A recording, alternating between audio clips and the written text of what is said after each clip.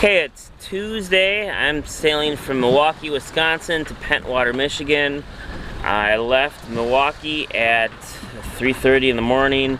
It's now 12:30 and it's been a pretty good day. I started off with a pretty strong broad reach. I was doing 6+ knots. I got to a point where I had to reef the mainsail, reef the jib because I was getting a little squirrely going downwind. Then the wind slowed down a bit and now the wind's directly behind me, so I put a preventer on the boom and I put the whisker pull on the jib, and I'm sailing right directly downwind at I think about 5 knots. So I got about 30 miles to go, so that should be about 6 more hours. Pretty perfect out here actually.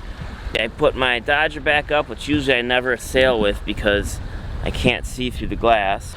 The preventer on the boom, and then I put the whisker pull on the jib, and I'm going right downwind. I mean, you can see my wind vane. I don't know if that'll work or not, but trust me, I'm going right downwind. There's white caps. I'm guessing I'm in about 10 to 15 knots of wind. Of course, since I'm doing 5, I'm feeling 5 to 10 knots of wind. Of course, there are some flies out biting because that's what flies do.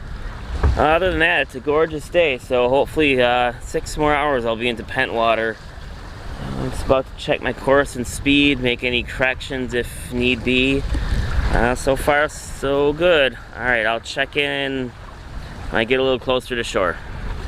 I'm still on my course to Pentwater at 6 o'clock Michigan time. I've got 10 miles to go. The wind's starting to slow down, so the boat's still rocking pretty hard, and the sails are starting to flap in the wind and not staying full. I don't know, like I said, we've got 10 miles to go.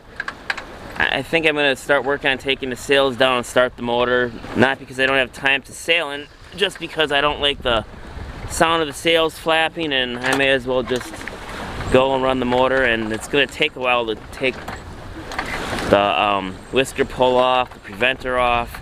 As you can see, I had the boom on this side. I was running wing and wing, and then the wind changed a little bit more and came from the south, so I just slowly eased the preventer, had a nice controlled jibe, and put the preventer on the other side. So I've been pretty much running close to dead downwind the whole time, and now it's just at a point where, yeah, the boat's still moving, but may as well just motor in the last 10 miles, run the motor for an hour or two.